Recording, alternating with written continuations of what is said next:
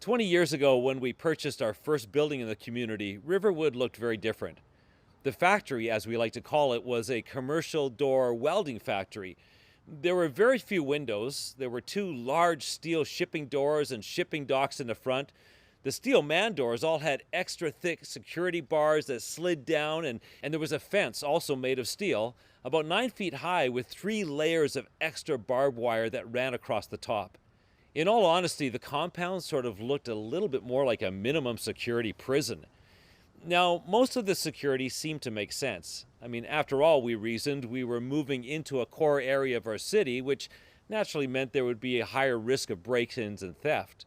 However, as we spent more time in the neighborhood and as we began to feel more comfortable, we began moving the fences and removing all the steel door security.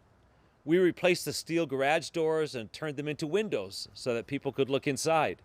We replaced the steel bars on the inside of the man doors with more people-friendly aluminum push bars, and more significantly, we began moving the fences. I'll never forget the day we thought we were being so radical and open-minded and accommodating when we moved the fence from here back to here. Oh, we still had a fence with a rolling gate to protect our stuff, and we still had the barbed wire across the top, but we made the protected area a bit smaller and the unprotected area a bit bigger. A year or so later, feeling more comfortable and wanting to look less like a minimum security prison, we pulled the fence posts out again and moved the fence and the gate back to here. But this time, we didn't bother putting up the barbed wire across the top. Interestingly, while we were installing windows and moving fences and opening up to the community, the number of incidents and acts of vandalism and theft didn't increase at all. Then one day we said, you know what? We don't need a lock compound to keep our stuff safe and secure. As long as we have this 10-foot tall chain link fence at the back of the property to create a barrier between the park and our parking lot, we'll be fine.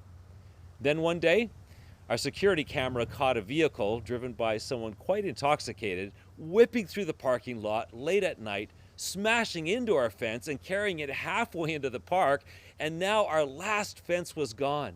And we were asking, what now? And do you know what happened after that fence was taken out completely? Nothing. We had moved the fence and the barbed wire and the lock gates 4 times, making the protected area smaller and smaller, each time thinking we were opening ourselves up to some crazy vulnerabilities, until the fence was actually run over and destroyed, and nothing bad ever happened. And I think in this picture of moving fences might be a message from God that He is calling us to live out as a church more intentionally. Now hold that thought for a second and let me give you some context. Over the last month, we have been on a journey with Joshua and the people of Israel through the book of Joshua as part of our chapter a day reading challenge. Moses, the leader of a 1,000,000-people nation called Israel that had escaped slavery in Egypt only to wander in the wilderness for 40 years, Moses is dead. God calls Joshua to be strong and courageous and lead the people into the promised land. However, the river Impossible is standing between them and the promised land. So God asked them to do something ridiculous. Step into the dangerous, swollen, flooded river. God says, you show your faith by stepping into the river Impossible, and I'll make a way through the impossible river into the promised land. So we've been walking with Joshua and the nation of Israel over the past month as they take possession of the promised land. For Joshua and his people, there was nervousness and faith. There was apprehension and giddiness and excitement as they watched God perform miracles of protection and provision. There was also a huge amount of unity, as is often present at the beginning of any risky venture. But last weekend, as we hit Joshua chapter 22, something happened. 3 tribes committed the unthinkable act of sinning against God and the nation, and the remaining tribes pulled out their arrows, sharpened their spears, and prepared to go to war. However, before they did, they implemented a really healthy strategy. Number 1, show restraint. Number 2, show respect. Number 3, sit down for a coffee and a conversation. And it's a good thing they used that 3-step strategy, because the remaining tribes had jumped to conclusions, misinterpreted the evidence, and were completely wrong about what the 3 tribes were up to. It was such a powerful lesson. While the three sinning tribes were faceless and an issue to be dealt with on the polarized opposite side, it was easy to declare war.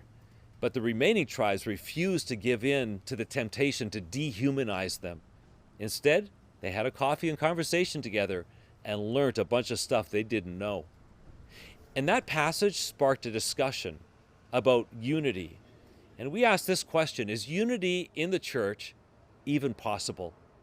I pulled out and named the top 24 church dividing issues that I'm aware of, and we went to work trying to figure out, in such a fractured, polarized, divided world, with everyone believing their issue is the one worth going to war over, and everyone believing their cause and their perspective is right, how could there possibly be unity in the church? That question led us to a case study in Romans 14 and 15. That was a tough study for some of us, wasn't it? It messed with us, because in those chapters we heard Paul outline two Ten Commandment level issues that were threatening to split the church in Rome. And instead of declaring one right and the other wrong, or explaining what the Bible says, he doesn't. He says, don't let disputable matters divide you. Although you are on opposite sides, make room for each other's sensitivities and perspectives. Aim for harmony. Be shock absorbers and absorb one another's potholes and broken pavement. Be bound together in perfect unity, and in short, keep Jesus the center. And together, even with radically different perspectives and convictions, focus on worshiping and serving Jesus. And that teaching sort of short-circuited some of our brains. I mean, I could hear us collectively protesting, yeah, but, and Jesus and Paul saying, make room for one another. Yeah, but, aim for perfect harmony.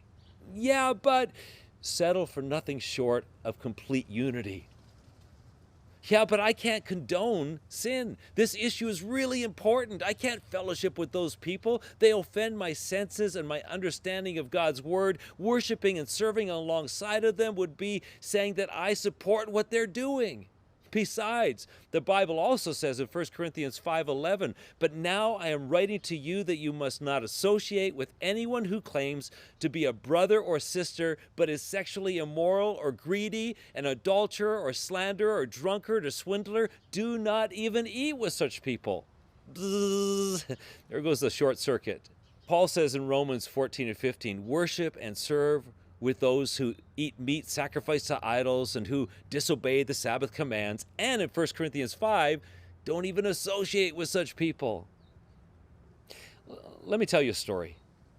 A young man knocked on the door of a great Jewish rabbi and said, Rabbi, I wish to study the ancient scriptures. The rabbi asked, do you know Aramaic? No, said the man. Well, do you know Hebrew? No, said the man. Have you read the Torah, the first 5 books of the Old Testament? No, said the young man, but I graduated from Harvard and I have a PhD in philosophy from Yale. I think I can handle it. The rabbi thought for a moment and said, I doubt that you're ready, but I will test you. First question. 2 burglars come down a chimney. One emerges with a clean face, the other with a dirty face. Which one washes his face? Without even thinking, the young man responds, well, the burglar with the dirty face, of course. Wrong, says the rabbi. The one with the clean face. Examine the logic. The burglar with the dirty face looked at the one with the clean face and thinks his face is clean. The one with the clean face looks at the burglar with the dirty face and thinks his face is dirty, so the one with the clean face washes. Oh, okay, hit me again, invites the young man. Okay, says the rabbi. 2 burglars come down the chimney. One emerges with a clean face, the other with a dirty face. Which one washes his face? We've already established it's the one with the clean face, replies the young man. Wrong. Both wash. Examine the logic. The one with the dirty face thinks his face is clean. The one with the clean face thinks his face is dirty. So the burglar with the clean face washes, and when the one with the dirty face sees him washing, he realizes his face is dirty, so they both wash. Tricky, but logical. Okay, please, ask me another one. 2 burglars come down the chimney. One emerges with a clean face, the other with a dirty face. Which one washes his face? Feeling quite certain, Well, both, says the young man. Wrong. Neither washes. Examine the logic. The one with the dirty face thinks that his is clean. The one with the clean face thinks his is dirty. But when clean face sees that dirty face doesn't bother to wash, he doesn't wash, so neither washes. And as you can see, you are not ready to study the scriptures. Frustrated, the young man begs, Rabbi, please, one more. Okay, says Rabbi. Two burglars come down a chimney. One emerges with a clean face, the other with a dirty face. Which one washes his face? Neither, the young man says, sounding more like a question. Wrong. Tell me, how is it possible two men come down the same chimney and one emerges with a clean face and the other with a dirty face? But you've given me 4 contradictory answers to the same question. That's impossible, said the young man. And that's when the rabbi made this comment. For Jews, the Bible is a problem to solve and a mystery to unravel. For you Christians, the Bible is a book of rules to obey. You know, one of our strong values at Riverwood is the authority of Scripture and the way it is a living document, God-breathed, infallible, and inspired, or what you could call inerrant. However, what isn't inerrant is our interpretation of the Bible. The rabbi was right. Christians are notorious for cherry-picking verses out of the Bible and then clobbering other people with them in an attempt to call them to obey the rules. And what has happened in many of our hearts is that we end up worshiping the Bible, or worse, we worship our own interpretation of the Bible. But we are not called to worship the Bible. We're called to worship Jesus. The Bible didn't give birth to Jesus. The events of Jesus coming, dying on the cross, and resurrecting from the dead, that gave birth to the Bible and not the other way around.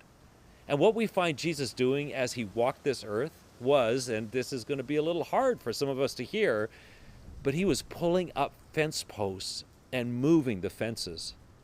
Now, stick with me here.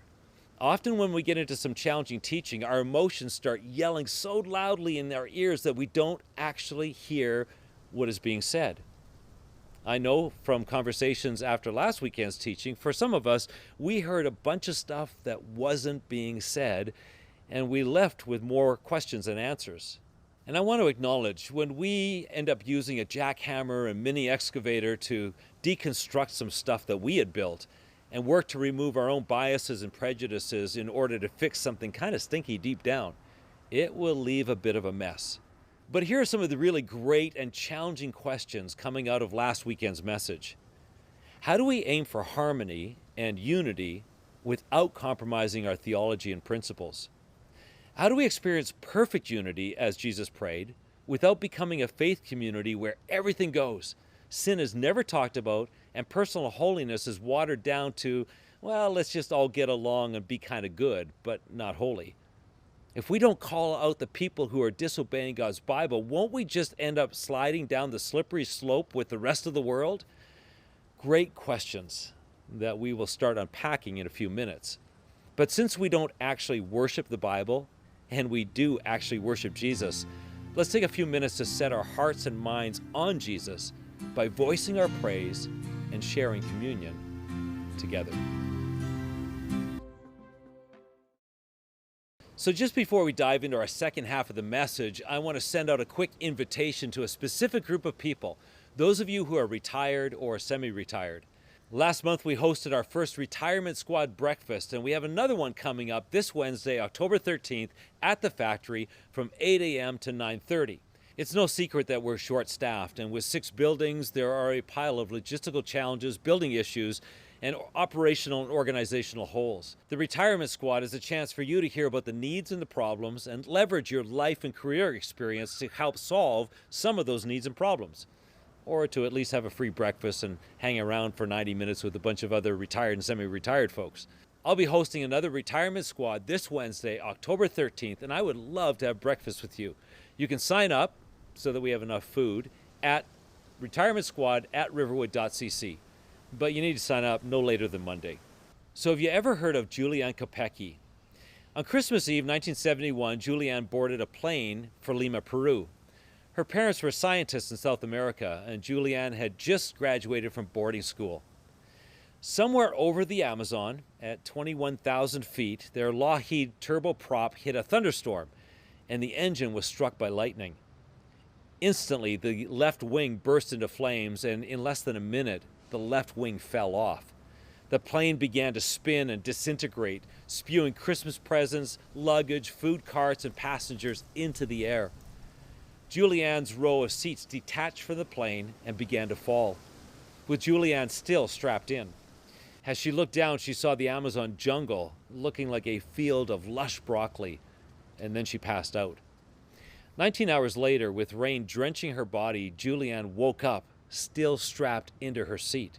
She was wearing a sleeveless mini dress, her glasses and one sandal were missing, and she groaned with the pain of a broken collarbone, a partially fractured shin, and several deep cuts.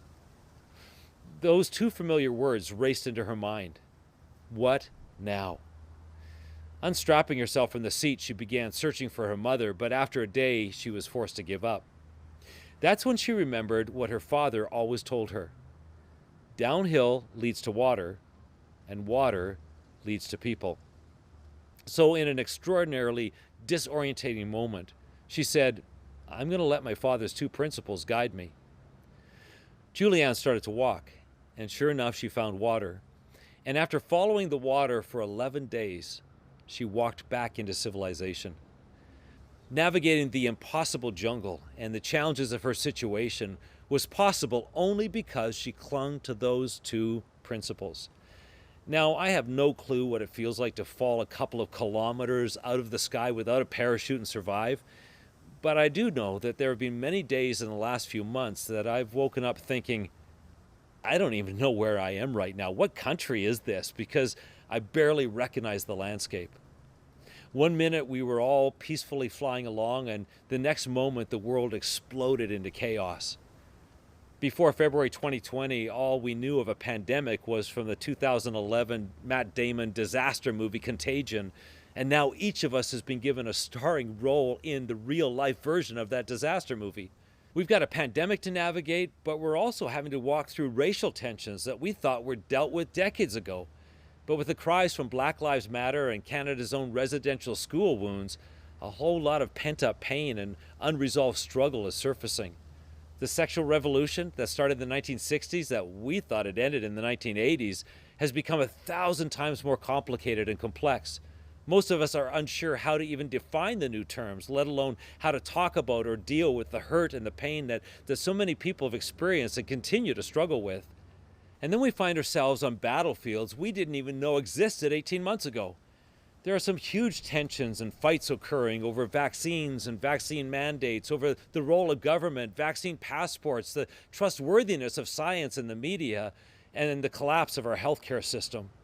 And instead of being handed a pen and paper to voice our concerns, like we used to do 20 years ago, everyone's being handed this massive megaphone called social media, and we're all invited to scream out our position or opposition, everyone trying to yell louder than the other. So when you're feeling disoriented, a bit banged up, confused, bewildered, lost, and uncertain, what do you do? Well, remember the two principles. What two principles? Great question. And I would point to the Apostle John for the answer. In John 1:14, John sums up Jesus and basically explains who Jesus was and is. He says, the Word became flesh and made his dwelling among us. We have seen his glory, the glory of the one and only Son, who came from the Father, full of grace and truth. There it is. There are the two principles that we meet in the middle of the jungle when we're dazed and panicked, disoriented and asking, what now? He was full of grace and truth. This is the manifesto of the kingdom. This is Christ's calling card. And as Christians, little Christs, it is to be our calling card as well. A people full of grace and truth. Now, some of you are fantastic at the grace part of this, but we have very little use or appreciation of the truth part. In fact, we kind of see those who put truth out as being against us. We see them as legalistic, rigid, judgmental, and we really don't like them very much.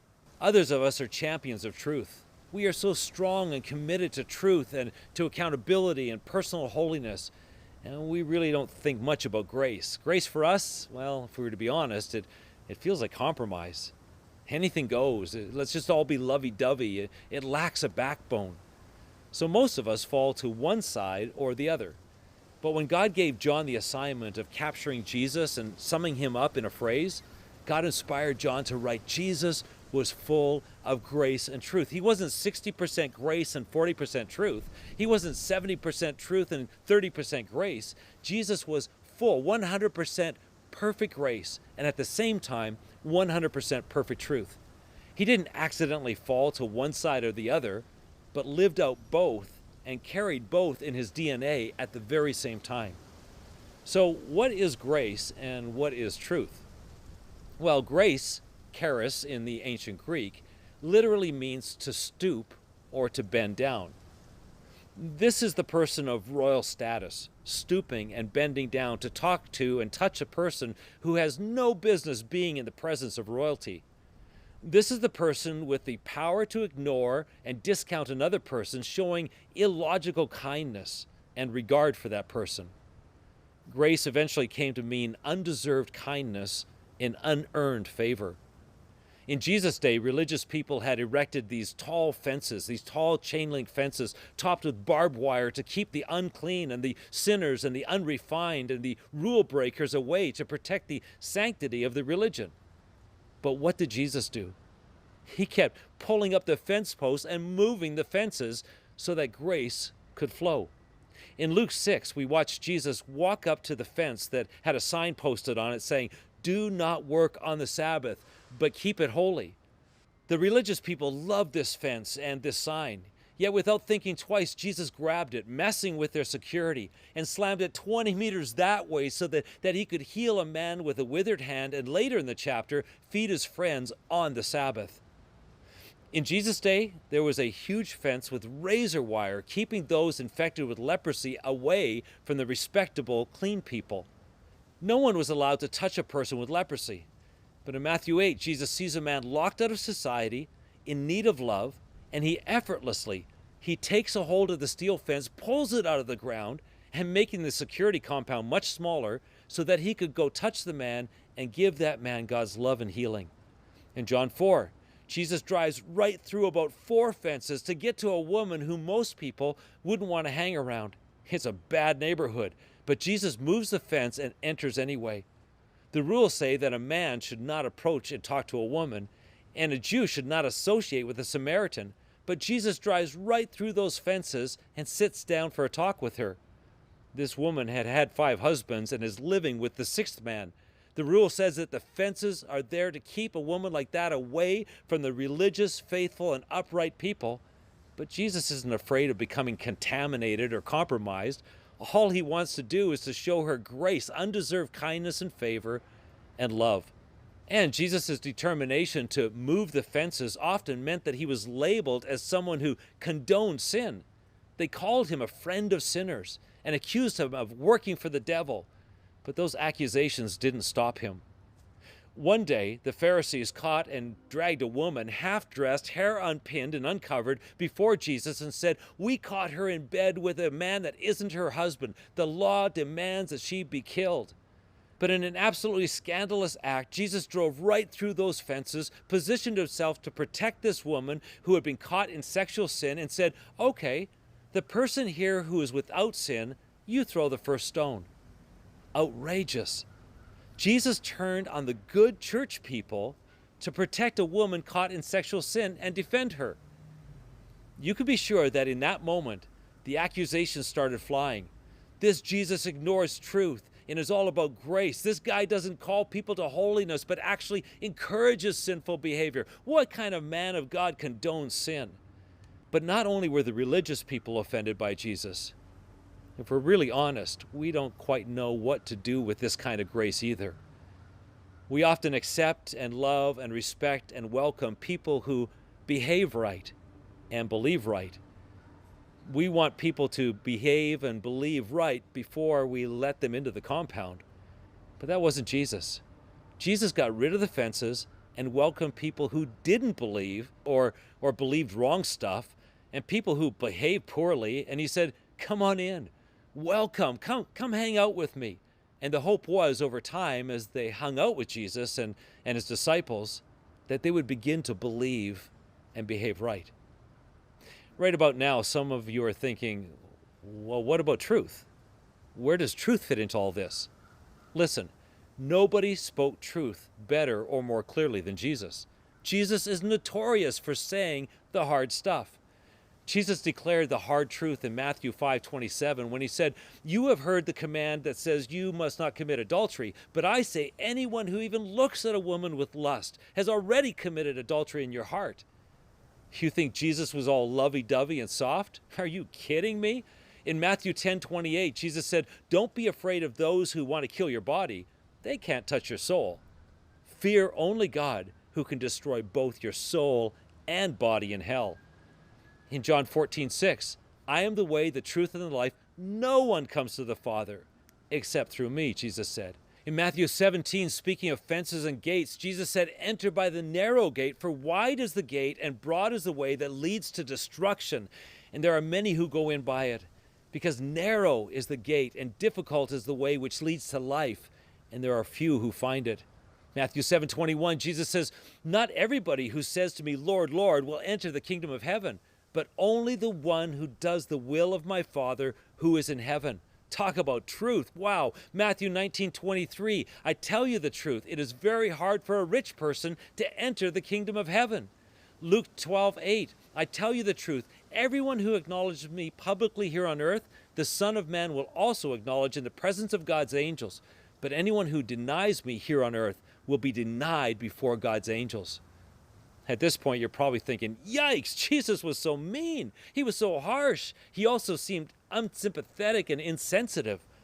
But what Jesus is saying is only harsh and unsympathetic and insensitive if it's not truth. But if what he was saying is true, it's a very pathway to freedom and life. A doctor might examine some test results and say to a patient, "You got two choices. Stop drinking or die. Your liver is poisoned, you have an irregular heartbeat, you're jaundiced, your legs are starting to swell, and you're dying from alcohol poisoning. Stop drinking today or you will die." Now, that would be a very cruel and insensitive doctor unless what she was saying was true. If what she was saying was true, then her words, although blunt and forceful, would be the most loving and caring words ever spoken. Jesus never shied away from truth. And some of us who fall on the side of truth think that the gospel would only be compromised by a loss of biblical truth and when we fail to speak biblical truth. But what Jesus teaches us is that the gospel can also be compromised by a loss of biblical, fence-moving, compound-enlarging, illogical grace and love. So let's wrap up by asking this question. And I hope this is going to help some of you who are really struggling with where the fence belongs and how we live out this unity that Jesus has called us to. If we start pulling fence posts, moving fences, inviting people who don't believe and don't behave right to come in and hang out with Jesus, if we start handcuffing ourselves to people who have opposite views on what's right and wrong from us and strive for this unity, if we stop focusing our attention and energy on the disputable matters or what could be called the non-salvation matters, and make room in our church for people who believe, behave, think, and live different than us, then aren't we in danger of losing our grip on truth and righteousness, obedience, and robust theology? Absolutely not. When we moved and finally removed the fence at the factory, nothing bad happened. In fact, it could be argued that a lot of good happened. Opening up and becoming more grace-filled doesn't mean we become less truth-filled. It just means we choose to strategically protect our doctrine, theology, beliefs, and behaviors in the only place it can truly be protected, in the circle of elders, pastors, teachers, leaders, and shepherds. When we removed the fences around the church, we didn't leave the doors unlocked and tear out the security system, leaving the place unguarded. In fact, today we have a better security system than ever, but we let people come closer and use our property more freely as well. Many churches operate like this. They send a message to the world. You can't come in. You can't worship. You can't be part of small groups. You can't serve as a musician, on tech team, or coffee team. We don't want you unless you believe like us and behave like us. No wonder they never meet Jesus. All they've experienced from the church is rejection and being kept out by offense. Other churches say, okay, you can come to service and attend worship, but you can't serve. Don't expect to be welcomed into a small group, and certainly don't ask to contribute on a serving team because you don't believe and behave like us. So the fence has been moved, but not very far. However, what if we protected and guarded truth here, where it can actually be protected and guarded, but exercised way more fence-removing grace out here? What if you didn't have to believe or behave like a good Christian, whatever that is, in order to be welcomed and loved, just as you are? What if you could hang out with a bunch of little Jesuses and even try serving and being part of a community and small group, exploring, watching, listening, asking great questions, and being loved without having it all figured out in your heart? Truth people, we're going to need to remove some fences, but don't panic. We're not getting soft. We're not afraid of truth, and we're not leaving the place wide open. We're just allowing people to come closer to Jesus. And for some of us, this kind of grace will be challenging. Grace people. Showing grace to people doesn't mean we leave the doors wide open.